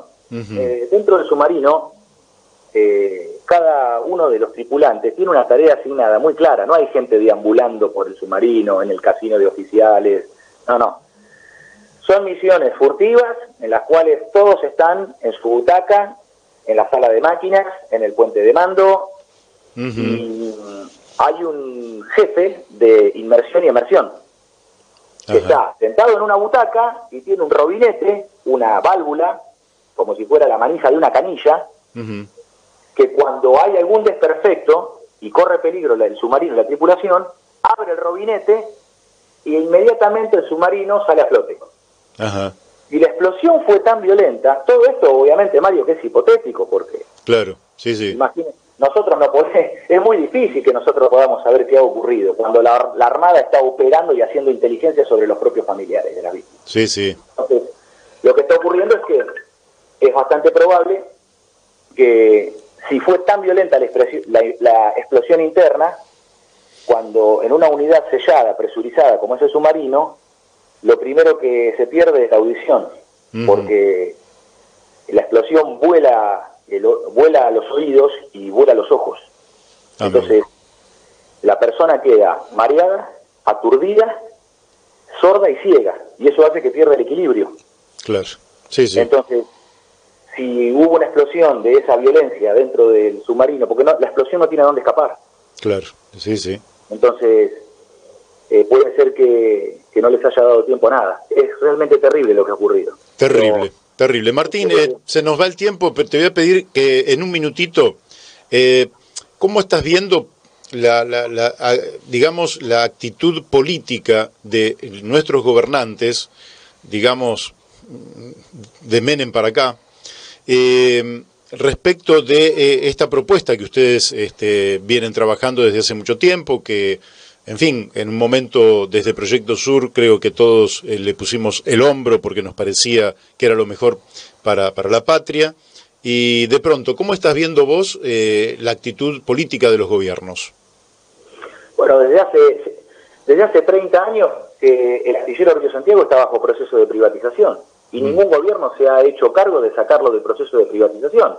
Entonces ahora que gobierna la burguesía nacional tan ensalzada por los progres, este gobierno de títere de la embajada norteamericana, que es el gobierno de Durán Barba y del títere Macri, nos encontramos en absoluto peligro, porque los progres se dedican a cualquier otra cosa, a la batalla cultural, cualquier banana, en vez de atender los temas estratégicos, como es sacar al astillero del proceso de privatización, junto con las 27 empresas del área de defensa, donde estaban Somisa, Fabricaciones Militares, Altos Hornos Zapla, Satecna, la Petroquímica Bahía Blanca, la Petroquímica General Mosconi, todo el plano de la industria estratégica del país, que se privatizó en la década del 90, algunas de ellas se desguazaron, algunas se las redujeron a una condición miserable, y nosotros en el 2019 vamos a presentar lista con Social 21 y vamos por recuperar las 27 empresas del área de defensa y poner al astillero Río Santiago con 3 buques en grada, 3 buques en alistamiento y 3 buques en talleres de estructura. Bien. Es lo que debe hacer un gobierno patriótico para recuperar la industria naval. Nosotros, por supuesto que en este momento donde el Partido Justicialista y el Frente para la Victoria, en la figura de algunos diputados, como es Magdalena Sierra, de la provincia de Buenos Aires, que le ha dado estado parlamentario a los proyectos, y recientemente el bloque de diputados de la Cámara Provincial, bueno, lo que tenemos que hacer es no aflojarle y meterle con todo para que los proyectos de ley en el 2019, con un gobierno que logre expulsar al gobierno de Macri del poder, podamos recuperar la reserva de carga y el financiamiento para poder reactivar los astilleros. Mario, fíjate que ahí en Avellaneda, Astarza, Sanim, Alianza y Príncipe Mengue y Penco, supimos tener el complejo industrial naval privado más importante del país. Todo eso se ha convertido en este momento en una playa de maniobra de contenedores, en una especie de chiste macabro de la historia, porque en esas gradas se producía valor agregado argentino, con alto nivel de calificación industrial para los trabajadores. Eso generaba un enorme bienestar y una enorme riqueza de la región, y hoy es una playa de acopio de contenedores de Hamburg Sud y Román y Exolgrán. Qué bárbaro, qué bárbaro. Entonces, bueno, tenemos que recuperar todo eso, y el debate político para nosotros tiene que estar planteado claramente en el Estado empresario argentino, que es la forma argentina de la propiedad social de los medios de producción. Es lo que en la década del 70 era para nosotros, los que venimos de la juventud peronista y la tendencia revolucionaria, lo que significaba el socialismo nacional. Sí, sí. Por lo cual, peronistas, revolucionarios, radicales por la liberación como Sergio Caracachov, izquierda nacional como el socialismo auténtico y nacionalismo popular, estábamos todos unidos. Sí, sí. Porque el Estado empresario era la forma de socializar los medios de producción, y también nosotros venimos reivindicando fuertemente la figura del delegado obrero en el directorio de la fábrica. Esos delegados gramscianos que supo imponer Perón a través de su ministro de Defensa, el Rengo Robledo, donde los trabajadores, por primera vez en la historia argentina, pudimos espiar la plusvalía, pudimos espiar los balances empresarios y tomar conciencia de cómo era la conducción y la administración de las empresas, tanto públicas como privadas. Así es, aunque está contemplado en la Constitución Nacional, esa parte no se cumple, pero está contemplada la participación de los trabajadores en la dirección de las empresas. Pero eso ya es otra materia. Martín, el tiempo se nos ha ido. Yo te agradezco muchísimo la amabilidad que has tenido de comunicarte con nosotros, desde ya que por lo menos este programa siempre va a estar abierto para la defensa de las causas que ustedes defienden. Y por tanto, bueno, muchas gracias y nos volvemos a encontrar en cualquier momento. Bueno, Mario, como siempre, sos un caballero, sos un compañero que valoramos y que tenemos siempre presente. También hemos transitado un camino juntos, y nosotros esperamos que este 2019 nos encuentre unidos y que podamos todas las fuerzas patrióticas confluir en un proyecto de liberación nacional. Así que te agradecemos muchísimo este tiempo. Bueno, ojalá que así sea. Te mando un abrazo. Un abrazo grande. Chau, Martín. Bueno, hemos hablado con Martín Ayerbe, mucha información calificada, de alguien que sabe muchísimo, y creo que la cantidad de información que da este programa es tanta que con un pedacito de este programa se pueden armar varios de otros programas. Vamos a un corte musical muy breve, y si querés poner a Goyeneche, que cumpliría 90 y pico de años hoy. No, está bien, seguimos con la misma. Estamos en contacto con Laura Deriu, que nos habla desde Mercedes. ¿Cómo te va, Laura? ¿Cómo te va, Mario? ¿Cómo se para estar en esa cápsula? ¿Tenés aire acondicionado? Bueno, ayer hubo dificultades y ¿Vos sabés que ayer justamente te quería comentar? Yo escucho por internet porque no llega la señal, pero en un momento se cortó y nunca más, no volvió. Pienso que tiene que haber tenido con algo eléctrico, ¿no? Sí, tenía que ver con la incapacidad de la empresa Edenor de suministrar la potencia que corresponde en estas épocas, y dado que venimos en crisis energética desde hace mucho tiempo, y dado que las tarifas estaban subsidiadas y seguramente se habrán currado millones de dólares, este gobierno decidió ir terminando con los subsidios y que paguemos en pleno el costo de las tarifas, con lo cual debieron existir las inversiones que supuestamente a esta altura no se deberían estar entregando toda la potencia que estamos requiriendo para mantener lógicamente en los días de alta temperatura los aires acondicionados, los ventiladores, la heladera, etcétera. Sin embargo, la plata se la llevan, pero el servicio no aparece, y uno de los costos lo pagamos a través de esos cortes que tuvimos ayer en la radio y que hacen que no pueda salir con toda la potencia que debiera porque justamente el suministro de energía no lo permite. Pero bueno, de todas maneras después continuamos, en fin, fue un día bastante... Ese tema es un tema de, a ver, habría que, yo no voy a hablar de eso ahora, pero ¿qué regulan los entes reguladores? Porque hay un nada creado, después las privatizaciones, bueno, se crearon, pero vos sabés que muchos de ellos se financian con las propias empresas a las que tienen que controlar, que son las que aportan el dinero para sostener. Ahora, ¿quién va a controlar al que te paga? Nadie. Es una cosa media extraña, bueno, y así funciona todo, con las rutas, lo que vos hablabas en el programa anterior con LASCA, así es, COVID, todos esos organismos que deberían controlar que ese dinero vaya realmente a inversiones, porque en el gobierno pasado, recordemos, el ciudadano pagaba una tarifa baja, pero estas empresas recibían el subsidio, o sea, recibían dinero, no es que no les daban un peso. Sí, sí. Y en este gobierno ni te digo, bueno, supuestamente esto no debería pasar. Ahora, ¿quién controla o hay que reconstituir el rol realmente de los entes reguladores, ¿no? Bueno, sí, yo creo que el Congreso de la Nación, que lamentablemente cumple pocas funciones, debería tomar un papel mucho más activo en el control de... Tener un defensor del pueblo de la Nación que ha sido más de 8 años que no tenemos. También, efectivamente. Laura, te agradecemos la amabilidad que has tenido de comunicarte con nosotros, y básicamente yo te quería preguntar, porque el año pasado tuvimos toda una cantidad, digamos, de quejas por parte, incluso el gobierno nacional habló de la crisis económica fruto de la sequía, ¿no? Es decir, que cayó la cosecha el año pasado en un porcentaje importante, sí. Fruto de la sequía. Este año la cosecha viene más fuerte, mucho... Mario, te escucho un poquito bajito. ¿Me escuchás muy bajo? Un poquito, no. Bueno, simplemente te hablaba de la sequía del año pasado y de pronto este año nos encontramos con grandes inundaciones. ¿Cómo nos explicás, cómo le explicás a los oyentes del programa cómo puede ser que de un año pasamos de que nos falte el agua y en el otro año nos sobra el agua? Bueno, eso es justamente, esas son las variables del denominado cambio climático que algunos niegan. El año pasado decían que el problema había sido la sequía y las pérdidas económicas. Este año van a decir que el problema fueron las inundaciones. El tema es, cuando vos me dices esto en números, las pérdidas son millonarias, pero fíjate vos que se mide en función de pérdidas, por ejemplo, Coninagro, que es una confederación que agrupa a productores, etcétera, lo mide en función de la superficie que perdió, la superficie que está en este caso bajo agua, ¿no? Y habla de aproximadamente 2.500, 2.200 millones de dólares de pérdidas. Ahora, no se mide o no se pone en la balanza todo lo demás.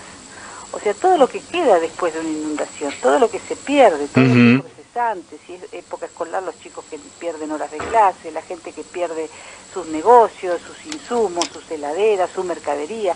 O sea, el pequeño, el ciudadano común, no el productor agropecuario solamente. Sí, eso sí. Está en la balanza. O sea, lo miden en función de productos agropecuarios. Lo mismo con la sequía. Pero cuando vos vas a otros sitios ya internacionales, digamos, donde habla de los principales, por ejemplo, el cambio climático y los principales impactos en función de desastres naturales y de pérdidas económicas, y dentro de esos hay un decálogo, bueno, dentro de esos 10 está la Argentina. O sea, está, bueno, los huracanes de Estados Unidos, están los incendios que tuvo California, que fueron terribles, que se pudieron ver algunos por televisión, la sequía de Europa, que esto hago un paréntesis, una sequía que también dejó sin agua. Vos hablabas recién con alguien que hablaba de la importancia de lo que es el transporte marítimo. Así es, Martina Yerbe. Claro, y bueno, y hay gran parte de ese transporte que se hace en Europa a través del Rin, que es un río el más importante, que tiene más de no sé, de 1.500 kilómetros, no sé cuánto, o por ahí, que cruza toda Europa, que nace en los Alpes y termina en el Mar del Norte. Y ese río el año pasado se quedó sin caudal, estuvo como un mes sin poderse transportar altas cargas importantes, desde vehículos, maquinarias, etcétera, porque no tenía caudal. El caudal no era suficiente para el traslado de esos gigantescos barcos. Entonces empezó a investigar, bueno, tenía que ver con la sequía, por un lado, y por otro lado con los glaciares, que tienen un retroceso de más del 30% desde la década del 70 hasta ahora, y que son la fuente de agua a través de deshielo del Rin, porque ya te digo que nace allá arriba en los Alpes. Claro. Bueno, eso por un lado, pero en ese decálogo figura también la sequía de Argentina. Y según ese decálogo el costo fue de $6.000 millones de pérdidas. Y fundamentalmente habla de la soja y del maíz. Después sigue las inundaciones en China, otra sequía en Australia, inundaciones en la India, y después la sequía en Sudáfrica y fenómenos como tifones y huracanes en la zona de Filipinas, etcétera. Pero dentro de esos 10 puntos del planeta que han tenido enormes pérdidas económicas como consecuencia de fenómenos que se dan por este tema del cambio climático, está la Argentina. Y sin embargo acá no decimos más que hay que acostumbrarse. Por un lado el presidente dice que hay que acostumbrarse, y por otro lado otros que por ahí tienen unas propuestas más concretas a través de un proyecto de ley que presentó recientemente el Frente Renovador. Vos te pones a analizar lo que proponen y son todos paliativos, o sea, hablan de subsidios, de duplicar las jubilaciones y pensiones a gente de zonas afectadas, de duplicar el monto de la asignación universal por hijo, de eximir de impuestos, de frenar embargos o de AFIP o ese tipo de cosas que pueda llegar a comprometer aún más el presupuesto de los afectados, de subsidiar a los productores. O sea, pero no hablamos del fondo de la cuestión. O sea, está bien que ante la emergencia hay que actuar con las consecuencias, pero me parece que ahí falta una pata que es fundamental, que es el modelo productivo de la Argentina, y que esto no se va a solucionar ni duplicando subsidios, ni vendiendo seguros, porque ahora también aparecen en las promociones ventas de seguros, asegure su cosecha, asegure las Sí, es increíble, hacen negocio con la desgracia, hacen negocio con todo. Las aseguradoras, porque inclusive son propagandas que contratan y aparecen en Facebook, por ejemplo, donde se publicitan extraordinarios seguros para recuperar el dinero perdido. Sí. Por tanto, bueno, que todo sigue igual. Vamos a transformar el país en una gran canaleta, y bueno, y por ahí dirán, bueno, ya que tenemos tanta agua, vamos a llevarla hacia otras zonas donde falta, porque eso también se llegó a expresar. Claro. Que parezca mentira. Y seguimos sin hablar del problema de fondo, que por supuesto no tiene una solución inmediata y que quizás nosotros no la veamos completamente, pero si miramos un poquito hacia adelante, quizás nuestros hijos puedan llegar a ver algo de recuperación, no nosotros, pero hay que hablar del tema y la política no está hablando del tema. Voy a seguir por esta línea y te voy a hacer una pregunta porque te voy a hacer 2 o 3 comentarios y para que vos lo puedas sintetizar. Por un lado, cuando yo era pibe, niño, vamos a decir... Ayer. ¿Qué? Ayer, hace poco. Sí, ayer un siglo atrás.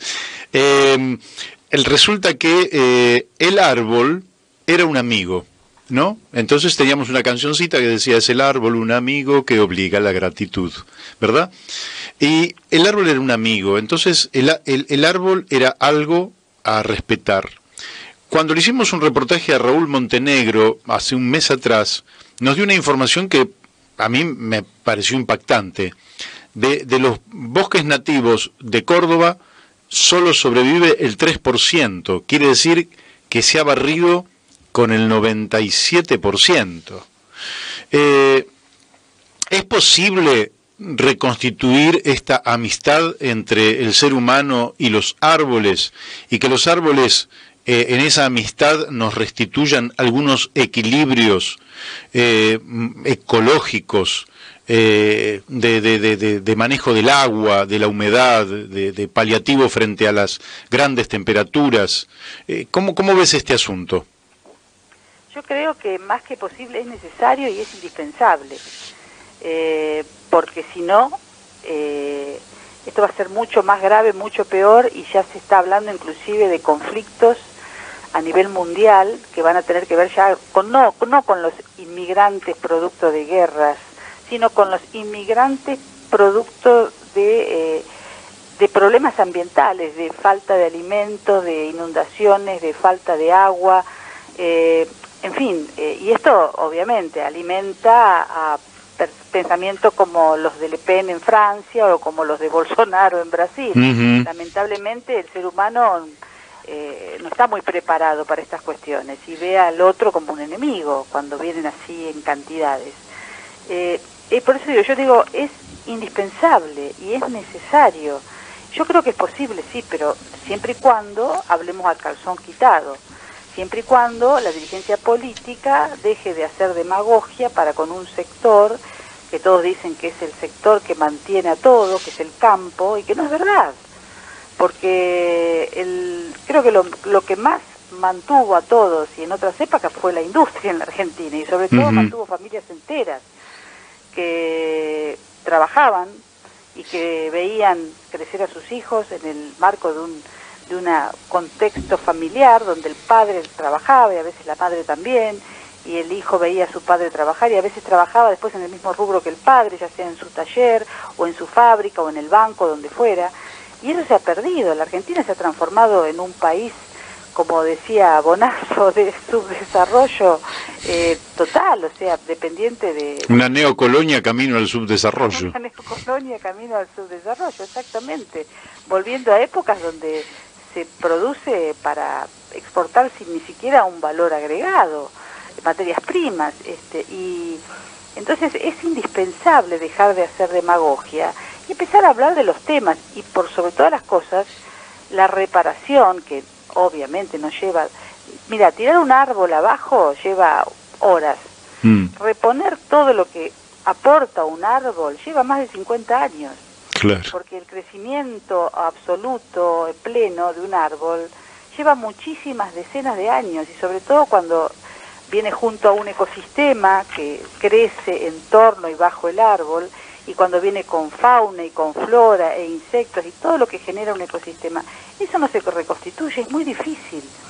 Pero así es. Haber que incluso establecer o plantearse leyes donde el paradigma, creo yo, no del futuro, del presente actual, ya no va a ser que la tierra es del que la trabaja o que la tierra es del que tiene la escritura.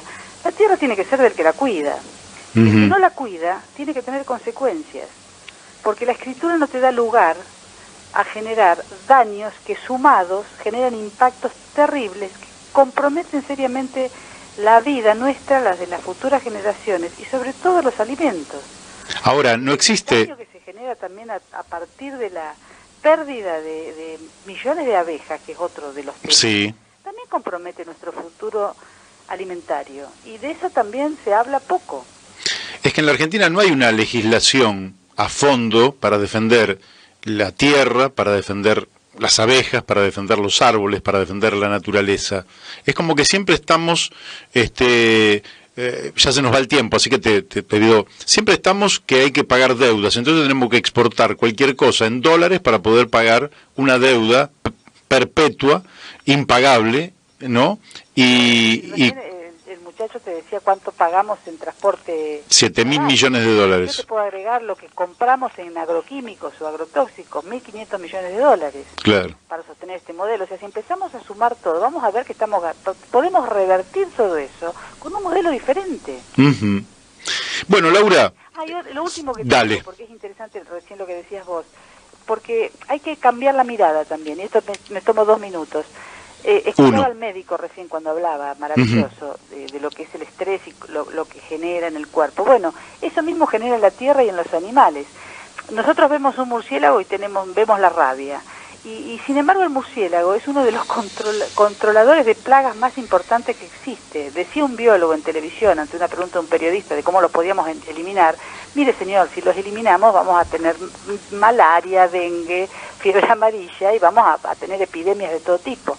Un murciélago come más o menos 1.000 insectos por día, hasta 1 kilo de insectos se puede comer. Amigo. Y además, para que tengan rabia, tienen que estar estresados.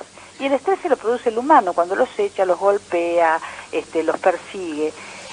O sea, le bajan las defensas y se enferma. Igual, no quiere decir que no son mordedores. Uno ve un estrés y lo ve, un murciélago y ve a Drácula. No, son insectívoros, no muerden. Lo que hay que hacer es no tocarlos cuando están muertos o en el piso moribundos.